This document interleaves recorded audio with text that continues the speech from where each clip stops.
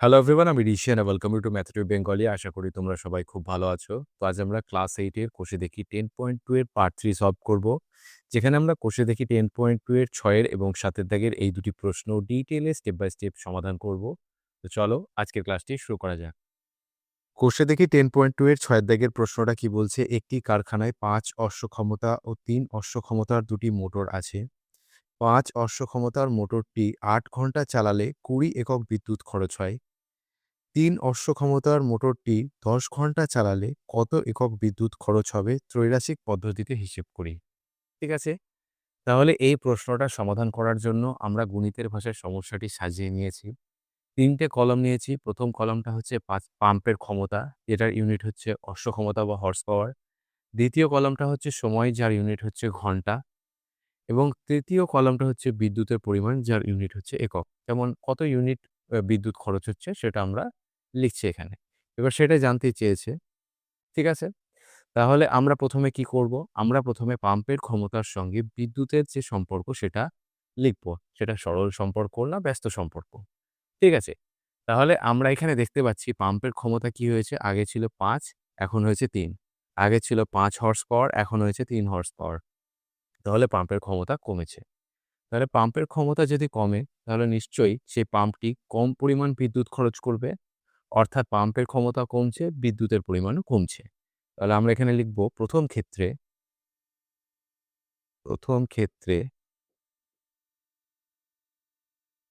ঠিক আছে?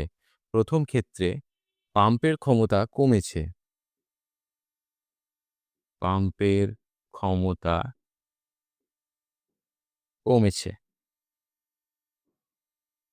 ঠিক আছে? প্রথম ক্ষেত্রে পাম্পের ক্ষমতা কমেছে। তাই বিদ্যুতের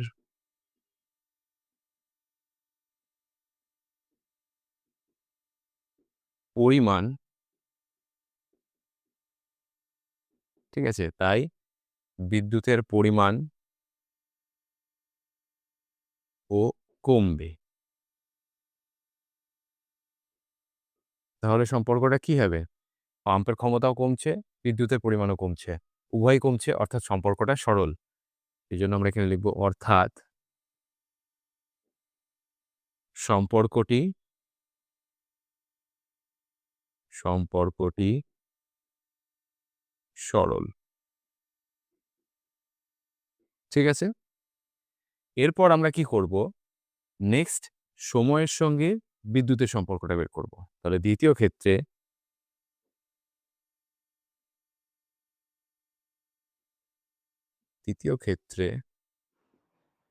এখানে দেখতে পাচ্ছ তোমরা সময়ের পরিমাণ ১ম এ ছিল ৮ ঘন্টা, এখন হয়েছে ১০ ঘন্টা। অর্থাৎ সময়ের পরিমাণ কিন্তু বেড়েছে। তাহলে সময়ের পরিমাণ যদি বাড়ে, তাহলে এই মোটরটি বেশি পরিমাণ বিদ্যুৎ খরচ করবে, তাই না? তাহলে সময় বাড়লে বিদ্যুতের পরিমাণ বাড়ছে, সেটাই আমরা লিখব। ২য় ক্ষেত্রে সময় বেড়েছে, সময় বেড়েছে, তাই বেশি, বেশি বিদ্যুৎ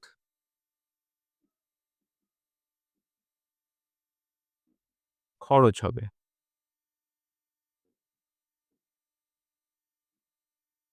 ঠিক আছে? সময় বেড়েছে তাই বেশি বিদ্যুৎ খরচ হবে, অর্থাৎ সম্পর্কটি কি হবে? অর্থাৎ সম্পর্কটি এখানেও সরল হবে। সুতরাং ১ম ক্ষেত্র এবং ২য় ক্ষেত্র উভয় ক্ষেত্রে কিন্তু সম্পর্কটা সরল হচ্ছে। এবার আমরা খুব সহজেই বিদ্যুতের পরিমাণটা বের করতে পারবো। তাহলে অতএব নির্ণেয় বিদ্যুতের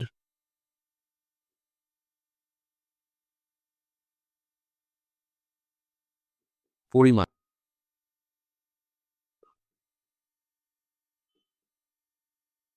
সমান কি হবে? দেখো, এখানে ডেটা বলে দিয়েছে ২০, তো যেটা বলে দেবে সেটা গণিত। ১ম ক্ষেত্রে দেখো পাম্পের ক্ষমতার সঙ্গে বিদ্যুতের এককের সম্পর্কটা সরল। যখন সম্পর্ক সরল হবে তখন নিচের ডেটা ওপরে থাকবে, ওপরের ডেটা নিচে থাকবে। অর্থাৎ এখানে ওপরে ৫ আছে, নিচে ৩ আছে। এটা হয়ে যাবে ৩/৫ উল্টে যাবে। ঠিক আছে? গণিত। এরপর দেখো সময়ের সঙ্গে বিদ্যুতের এককের সম্পর্কটা কি? এখানেও সরল সম্পর্ক। অর্থাৎ এটা উল্টে যাবে। অর্থাৎ ১০ যেটা নিচে আছে সেটা উপরে থাকবে বাই ৮ যেটা উপরে আছে সেটা নিচে চলে আসবে। ব্যস্ত সম্পর্ক হলে এটা ৮/১০ হতো। যেহেতু সরল সম্পর্ক সেইজন্য হয়েছে ১০/৮। ত্রৈরাশিক পদ্ধতিতে এটাই সবথেকে ইম্পোর্টেন্ট কনসেপ্ট। এটা তোমাদেরকে মনে রাখতে হবে। যখন সম্পর্ক সরল হবে তখন নিচে যেটা থাকবে সেটা উপরে যাবে, উপরেরটা নিচে আসবে। কিন্তু যখন সম্পর্ক ব্যস্ত হবে তখন কি হবে? উপরেরটা উপরে থাকবে, নিচেরটা নিচেই থাকবে। আশা করি বুঝতে পেরেছ? এবার আমরা কি করব? কাটাকাটি করব। ৫ দুগুণে ১০, ৪ দুগুণে ৮, ৪ পাঁচা ২০, ৩ পাঁচে ১৫। ঠিক আছে? অর্থাৎ নির্ণেয় বিদ্যুতের পরিমাণ কত হবে? ১৫ ইউনিট বা ১৫ একক। ঠিক আছে? আর এটাই হচ্ছে আমাদের নির্ণেয় উত্তর।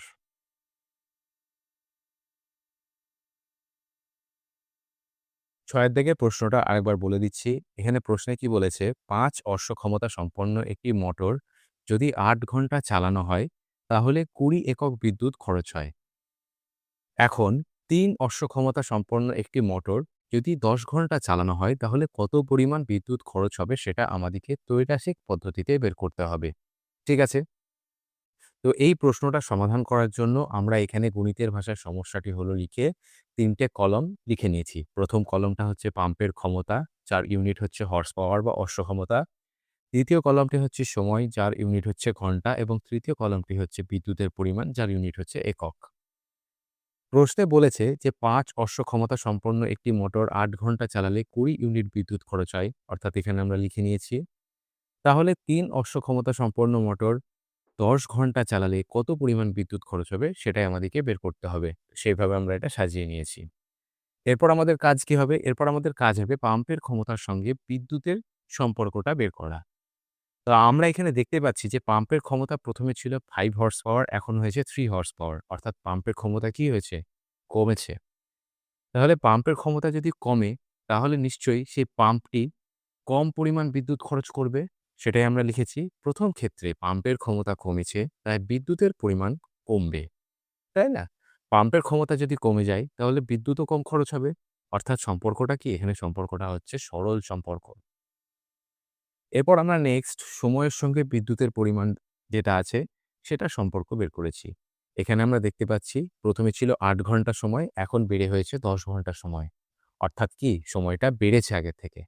তাহলে সময় যদি বাড়ে, তাহলে পাম্প নিশ্চয়ই বেশি পরিমাণ বিদ্যুৎ খরচ করবে। অর্থাৎ সময় বেড়েছে, সেইজন্য বিদ্যুৎও বেশি খরচ হবে। তাহলে এখানেও সম্পর্কটা কিন্তু সরল হচ্ছে। উভয় ক্ষেত্রে সম্পর্কটা সরল। তাহলে উভয় ক্ষেত্রে যদি সম্পর্কটা সরল হয়, এখান থেকে আমরা তাহলে বিদ্যুতের যে পরিমাণ যেটা জানতে চেয়েছি সেটা বের করতে পারবো। তাহলে অতএব নির্ণেয় বিদ্যুতের পরিমাণ সমান যে ডেটাটা বলে দিয়েছে বিদ্যুতের, সেই ডেটা গণিত পাম্পের ক্ষমতা। এখানে এটা সরল সম্পর্ক, সেইজন্য নিচের ডেটাটা ওপরে থাকবে আর ওপরের ডেটাটা নিচে থাকবে। ঠিক আছে? ওপরে ৫ আছে, নিচে ৩ আছে। এখানে হয়ে যাবে ৩/৫। গণিত সময় ক্ষেত্রে কি হবে? সময় ক্ষেত্রেও সরল সম্পর্ক। সেজন্য এখানে উপরে ৮ আছে, নিচে ১০ আছে। এটা হয়ে যাবে ১০/৮। দিয়ে আমরা কি পাচ্ছি আল্টিমেটলি? ২০ গণিত ৩/৫ গণিত ১০/৮। কাটাকাটি করে আল্টিমেটলি কি পাচ্ছি? ১৫ একক। অর্থাৎ ৩ অশ্ব ক্ষমতা সম্পন্ন একটি মোটর যদি ১০ ঘন্টা চালানো হয়, তাহলে ১৫ ইউনিট বা ১৫ একক বিদ্যুৎ খরচ হবে। আর এটাই হচ্ছে আমাদের নির্ণেয় উত্তর। হুম। এরপর ৭ এর দাগের প্রশ্নটা কি বলছে? গোপালনগরে একটি তাঁত কারখানায় ১৪ জন তাঁতি ১২ দিনে ২১০ টি শাড়ি বুনতে পারেন। পুজোর সময় ১০ দিনের মধ্যে ৩০০ টি শাড়ি যোগান দেওয়ার অর্ডার এলো। সময়মতো সেই শাড়ি যোগান দিতে হলে আরও কতজন তাঁতি নিয়োগ করতে হবে? ব্যাপকতর ত্রৈরাশিক পদ্ধতিতে হিসেব করে দেখি। ঠিক আছে? তাহলে এই প্রশ্নটার সমাধান করার জন্য আমরা এখানে গণিতের ভাষায় সমস্যাটি হলো লিখে নিয়েছি। এরপর ৩ টে কলাম করেছি। ১ম কলামটা হচ্ছে শাড়ির সংখ্যা, ২য় কলামটি হচ্ছে দিন সংখ্যা এবং ৩য় কলামটি হচ্ছে যেটা জানতে চেয়েছে তাঁতির সংখ্যা। ঠিক আছে? তাহলে ২১০টি শাড়ি ১২ দিনে ১৪ জন তৈরি করছেন। একইভাবে ৩০০টি শাড়ি ১০ দিনে কতজন তৈরি করতে পারবেন? সেটাই আমাদেরকে বের করতে হবে। তাহলে ১ম ক্ষেত্রে আমরা কি করব? শাড়ির সংখ্যার সঙ্গে তাঁতির সংখ্যার সম্পর্কটা বের করব। এটা সরল সম্পর্ক না ব্যস্ত সম্পর্ক? তাহলে আমরা এখানে লিখব ১ম ক্ষেত্রে এখানে কি দেখতে পাচ্ছি? শাড়ির সংখ্যা ১ম এ ছিল ২১০, এখন রয়েছে ৩০০। তাহলে ১ম ক্ষেত্রে শাড়ির সংখ্যা বেড়েছে। শাড়ির সংখ্যা কি হয়েছে? বেড়েছে। তাহলে একটা কথার উত্তর দাও, যদি শাড়ির সংখ্যা বৃদ্ধি পায়, তাহলে নিশ্চয়ই সেই বেশি শাড়ি তৈরি করার জন্য বেশি সংখ্যক তাঁতির প্রয়োজন হবে। তাহলে ১ম ক্ষেত্রে শাড়ির সংখ্যা বেড়েছে, তাই তাঁতি সংখ্যাও বাড়বে। তাঁতি সংখ্যা বাড়বে।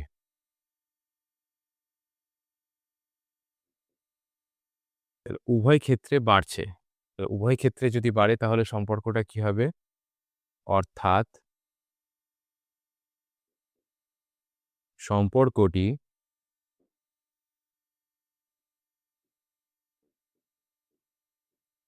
সরল। ঠিক আছে? তাঁতির সংখ্যা বাড়ছে, শাড়ির সংখ্যাও বাড়ছে। তাহলে সম্পর্কটা কি হচ্ছে? সরল সম্পর্ক হচ্ছে। এরপর আমরা কি করব? দ্বিতীয় ক্ষেত্রে ৩ সংখ্যার সঙ্গে তাঁতির সংখ্যার সম্পর্কটা বের করব। তো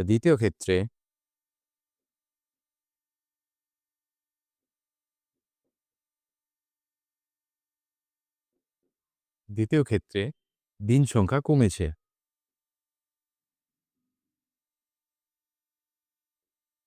দিন সংখ্যা কি হয়েছে? ১ম এ ছিল ১২, এখন হয়েছে ১০, অর্থাৎ দিন সংখ্যা কমেছে। ঠিক আছে? তাহলে দিন সংখ্যা যদি কমে এবং শাড়ির সংখ্যা যদি কনস্ট্যান্ট থাকে, তাহলে নিশ্চয়ই আরো বেশি পরিমাণ তাঁতি প্রয়োজন হবে শাড়ি বানানোর জন্য। তাহলে ২য় ক্ষেত্রে দিন সংখ্যা কমেছে, তাই তাঁতি সংখ্যা বাড়বে। ঠিক আছে? তাঁতির সংখ্যা বাড়বে, অর্থাৎ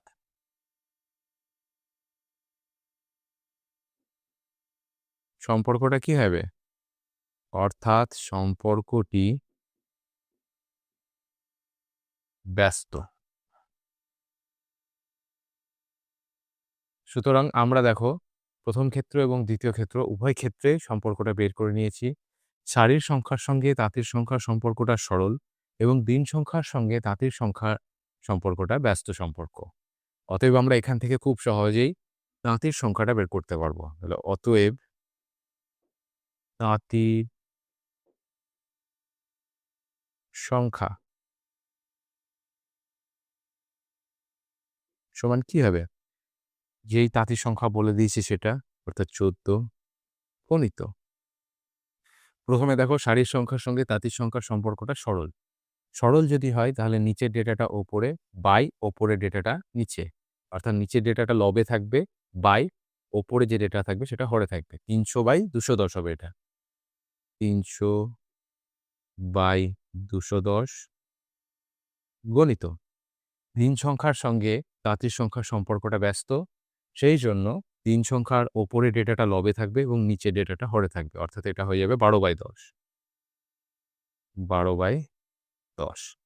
এবার ৩০০ কে ১০ দিয়ে ভাগ করলে কি হয়? ৩০,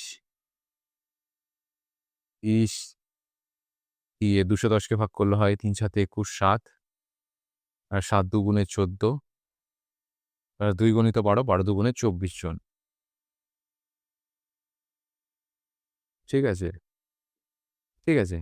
অর্থাৎ ৩০০টি শাড়ি ১০ দিনে তৈরি করতে ২৪ জন মোট তাঁতির প্রয়োজন হবে। কিন্তু প্রশ্নে বলেছে আরো কতজন তাঁতি লাগবে? অর্থাৎ ১৪ জন তো আছেই। আর আমাদের মোট লাগবে 24 জন অর্থাৎ আরো এক্সট্রা কতজন লাগবে? 24 জন মাইনাস 14 জন অর্থাৎ 10 জন এক্সট্রা লাগবে। অতএব দিয়ে আমরা এখানে লিখতে পারি অতএব আরো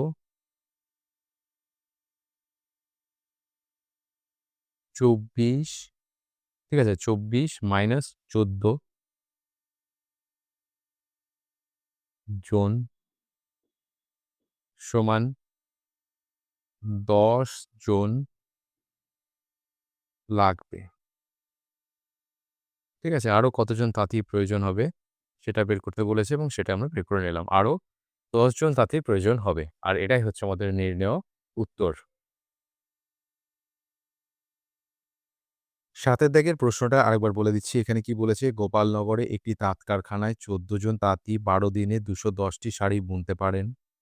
পুজোর সময় ১০ দিনের মধ্যে ৩০০ টি শাড়ি যোগান দেওয়ার অর্ডার এলো।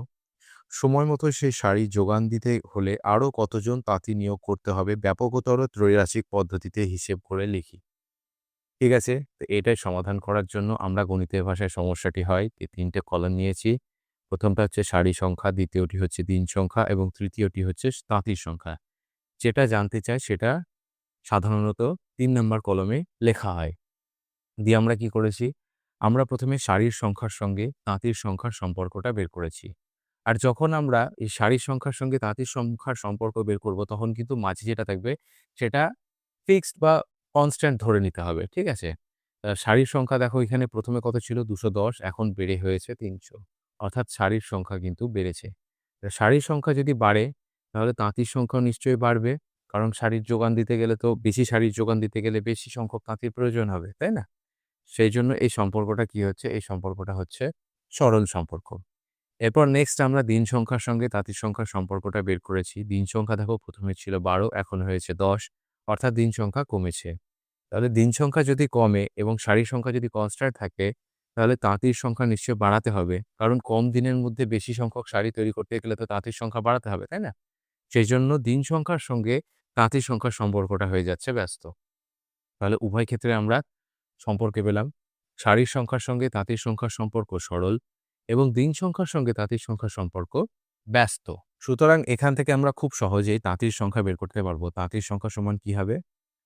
১৪ অর্থাৎ যে ডেটাটা বলে দিয়েছি সেটা গণিত। শাড়ির সংখ্যার সঙ্গে তাঁতির সংখ্যার সম্পর্ক সরল। সরল যদি সম্পর্ক হয় তাহলে নিচের ডেটাটা লব এবং ওপরের ডেটাটা হর। ৩০০/২১০ গণিত। দিন সংখ্যার সঙ্গে তাঁতির সংখ্যার সম্পর্ক কি? ব্যস্ত। ব্যস্ত যদি হয় তাহলে ওপরের ডেটাটা লবে হবে এবং নিচের ডেটাটা হরে হবে।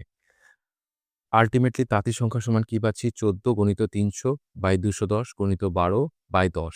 এবার কাটাকাটি করে আল্টিমেটলি কত পাচ্ছি? ২৪ জন। অর্থাৎ ২৪ জনটা কি?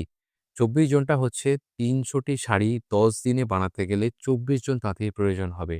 কিন্তু প্রশ্নে আমাদের স্পষ্ট করে বলে দিয়েছে যে ৩০০ টি শাড়ি ১০ দিনে তৈরি করতে আর কতজন এক্সট্রা তাঁতির প্রয়োজন হবে। এক্সট্রা মানে কি? আমাদের কাছে ১৪ জন তো আছেই। তাহলে কতজন এক্সট্রা লাগবে? অর্থাৎ আরও এই ২৪ জন মোট তাঁতি থেকে যারা অলরেডি আছে তারা বিয়োগ অর্থাৎ ২৪ মাইনাস ১৪ জন সমান ১০ জন তাঁতির প্রয়োজন হবে। আর এটাই হচ্ছে আমাদের নির্ণেয় উত্তর। ক্লাস 8 এর কোষে দেখি 10.2 এর পার্ট 3 এখানে শেষ হলো, যেখানে আমরা কোষে দেখি 10.2 এর 6 এর এবং 7 এর দাগের ২টি প্রশ্ন ডিটেইলে স্টেপ বাই স্টেপ সমাধান করলাম। যদি তোমাদের ক্লাসটা ভালো লেগেছে প্লিজ লাইক করো, নিজের ক্লাসমেটসদের সঙ্গে শেয়ার করো এবং অবশ্যই সাবস্ক্রাইব করো। Thank you.